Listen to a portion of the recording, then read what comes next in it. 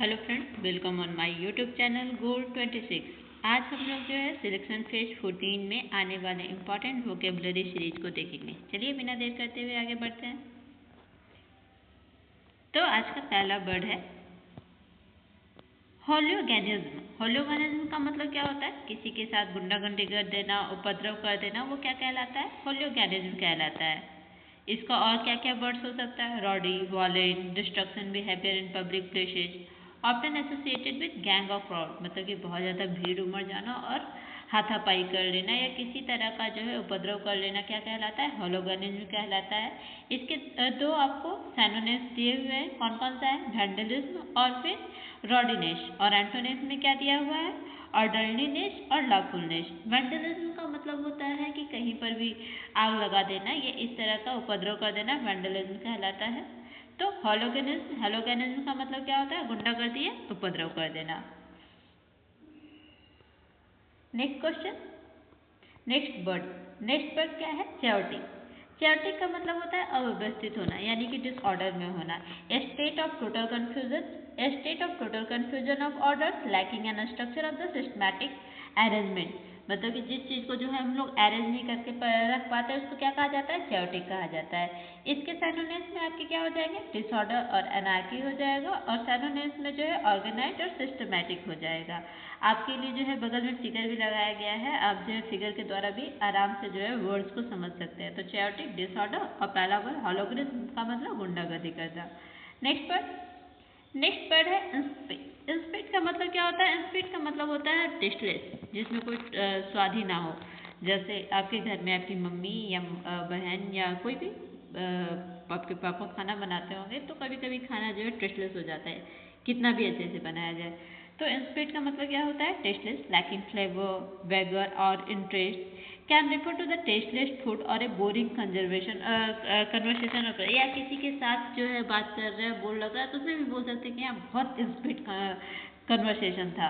तो इंस्पिड का मतलब क्या होता है? फीका या नीरस। इसका आपको दो सिनोनिम्स दिया हुआ है, ब्लैंड और टेस्टलेस, और एंटोनिम्स में दिया हुआ है फ्लेवरफुल और इंटरेस्टिंग। नेक्स्ट वर्ड है रैंकॉर। रैंकॉर का मतलब होता है कड़वाहट या शत्रुता, बिटरनेस और the resentful, specially when long standing deep seated ill और द हेटेड। रैंकॉर का सिनोनिम्स क्या हो जाएगा? बिटरनेस या रिसेंटमेंट, और एंटोनिम्स का क्या हो जाएगा? गुडविल या फिर एमिटी। तो रैंकॉर का मतलब रिवेंज भी होता है, किसी से बदला लेना भी होता है। तो रैंकॉर क्या हो जाएगा? बिटरनेस और resentfulness, specially when long standing deep stead hated और द हेट्रेड। नेक्स्ट वर्ड आपका है डेरिजन। डेरिजन का मतलब होता है किसी का मजाक उड़ाना या उपहास करना। जैसे बात बात में हम लोग दोस्त में जो बोलते हैं ना, चश्मा लगाने वाले या किसी और को मजाक उड़ा देते हैं। तो डेरिजन का मतलब क्या होता है? मजाक उड़ाना। कॉन्टेम्पचुअस, रिडिकल और mockery, treating someone something of वर्दी सीरियस कंसिडरेशन।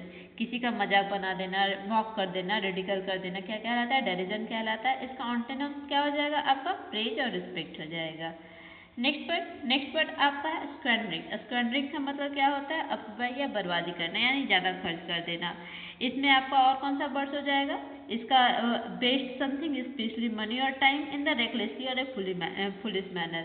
इसके सिनोनिम्स में आपका बेस्ट हो जाएगा, लेविश हो जाएगा, और एंटोनिम्स में जो है आपका थ्रिफ्ट, कंजूस और कंजर्विंग हो जाएगा। कंजर्विंग संरक्षित करके रखना। नेक्स्ट आपका 7 वर्ड है वैलिग्रेंट। वैलिग्रेंट का मतलब होता है लड़ाकू, जो किसी से भी लड़ने को तैयार हो।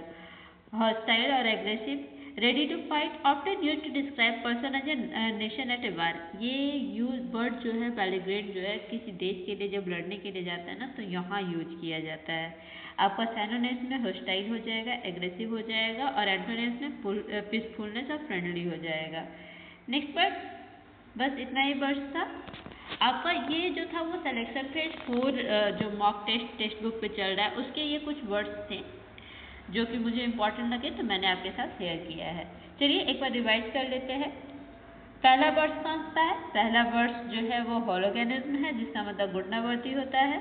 इसका सिनोनिम्स मैंडलिज्म हो जाएगा और एंटोनिम्स ऑर्डरलीनेस हो जाएगा। चेयोटिक, अव्यवस्थित, डिसऑर्डर और ऑर्गेनाइज, इंस्पिरिट, नीरस, ब्लैंड या फिर फ्लेवरफुल, रैंकर, विद्वेष, बिटरनेस या गुडविल, डेरिजन, उपहास, मॉकरी या प्रेज, स्क्वांडरिंग, अव्यय, वेस्ट और तृप्ति, और वेलिग्रेंट, लड़ाकू, एग्रेसिव और पीसफुल। इसके साथ ही ये सेशन खत्म होता है। आपको इससे रिलेटेड और भी अगर कुछ सुझाव चाहिए तो आप कमेंट बॉक्स में बता सकते हैं। Thank you.